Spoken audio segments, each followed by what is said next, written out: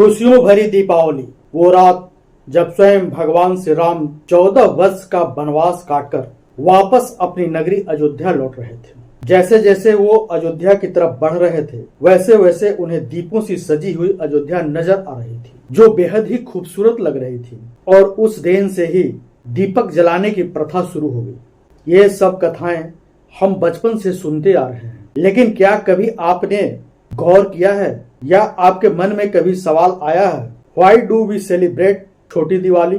यानी कि हम छोटी दिवाली क्यों मनाते हैं? आखिर उसके पीछे कौन सी कथा छुपी हुई है? क्या सचमुच उसका नाम छोटी दिवाली ही है या कोई और नाम? नमस्कार मित्रों, मैं हूं आलोक और आप देख रहे हैं हमारा चैनल संस्कृति दुनिया।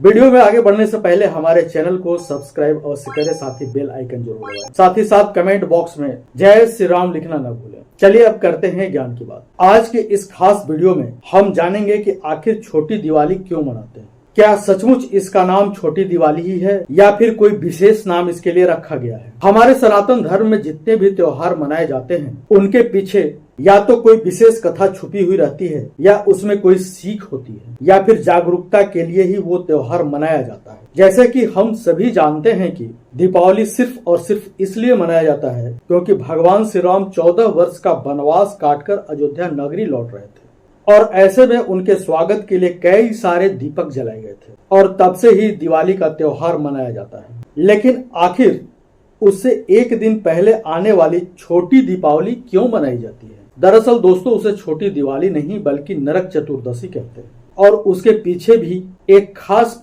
पुरानी कथा जुड़ी हुई है। दरअसल भागवत पुराण की कथा के अनुसार भौमासुर नामक एक राक्षस था जो बहुत ही शक्तिशाली और भूमि माता का पुत्र था। भौमासुर बहुत ही क्रूर राक्षस था। कहते हैं वह पशुओं से भी ज्यादा क्रूर माना जाता था और बहुत ज्यादा अधर्मी था और उसकी इसी प्रवृत्ति के कारण उसका नाम पड़ा नरकासुर।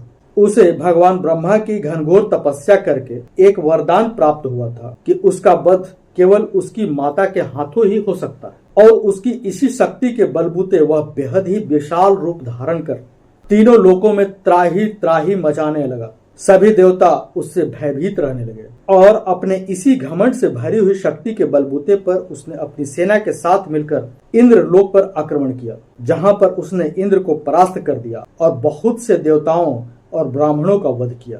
कहते हैं अक्सर अधिकतर ताकत आपको अंधा कर देती है और अगर आपकी राक्षस वाली प्रवृत्ति हो, ऐसे में आपका अंधा होना तय है। नरकासुर भी अपनी इसी शक्ति के घमंड में पूरी तरह से अंधा हो चुका था। उसने अपने इसी ताकत के घमंड पर देवी माता अदिति और स्वर्ग की कई सारी अप्सराओं को बंदी बना लिया था। उसने वरुण देव की छत्र, माता अदिति के शक्तिशाली कुंडल और देवताओं की मणि छीनकर त्रिलोक विजयी अपने आप को घोषित कर दिया। सिर्फ यही नहीं, पृथ्वी पर कई सारे राजाओं की सुंदर कन्याओं को भी उसने हर लिया था और सबको बंदी बनाकर उनका शोषण किया करता था। कहते हैं उसने लगभग 16,000 से अधिक कन्याओं को बंदी बना लिया था। ऐसे में देवराज इंद्र भगवान श्री कृष्ण और माता सत्यभामा के पास पहुंचे। उन्होंने उन्हें सारा वृतांत बताया। जब माता सत्यभामा ने सुना कि 16,000 से अधिक कन्याओं को उसने बंदी बनाया है, ऐसे में वह गरुड़ पर सवार भगवान श्री कृष्ण, माता सत्यभामा उससे युद्ध करने के लिए निकल पड़े। उसके राज्य पहुंचकर उन्होंने नरकासुर को युद्ध की चुनौती दी। अब ऐसे में नरकासुर भी युद्ध के लिए तैयार हुआ और भगवान श्री कृष्ण, माता सत्यभामा और नरकासुर के बीच एक घनघोर युद्ध हुआ।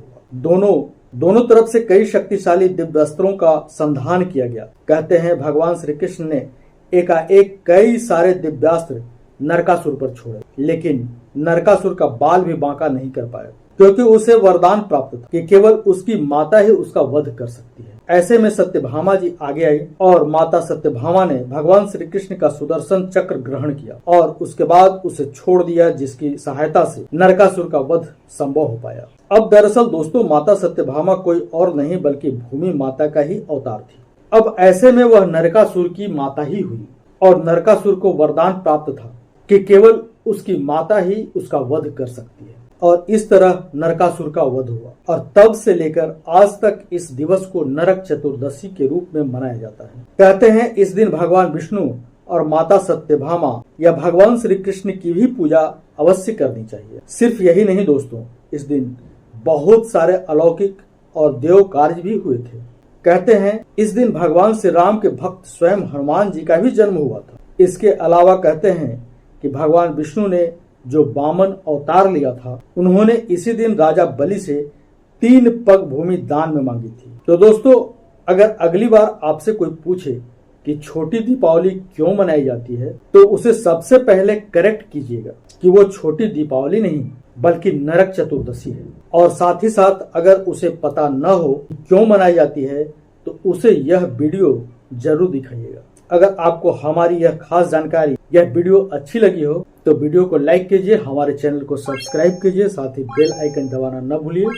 साथ ही साथ कमेंट बॉक्स में जय श्री राम लिखिए। तो मिलेंगे अगली बार एक नई वीडियो के साथ, एक नई खास जानकारी के साथ। तब तक के लिए देखते रहिए हमारा चैनल संस्कृति दुनिया। धन्यवाद मित्रों।